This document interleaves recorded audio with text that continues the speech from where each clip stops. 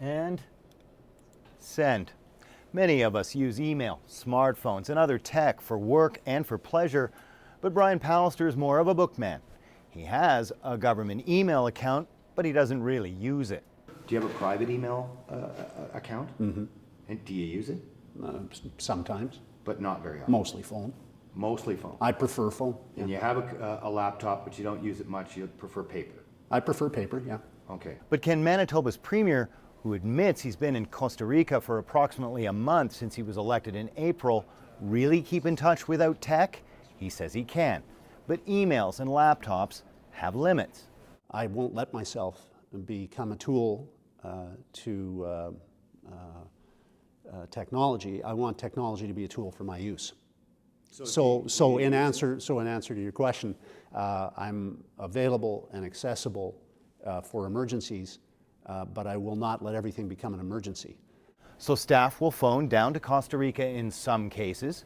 Pallister says he pays those bills himself.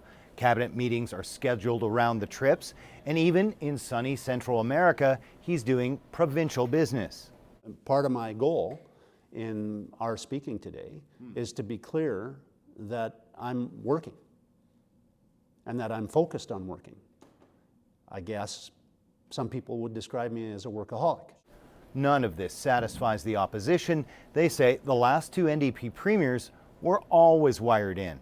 It was constant. I mean, both with Gary Dewar and with Greg Salinger. I mean, if you needed to get a hold of them, they had their phones with them. You could immediately make contact, send them documents, and get direction.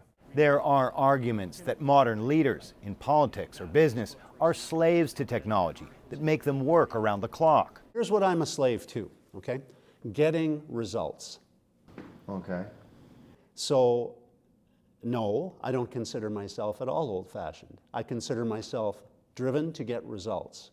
CBC News spoke to political scientist Chris Adams today. He had some concerns about Pallister's reluctance to use modern technology, but Adams notes that one thing that has nothing to do with smartphones or laptops, it's distance. If there were a major situation in Manitoba, the Premier may not be able to make it back in time to lead during a crisis. Sean Cavanaugh, CBC News, Winnipeg.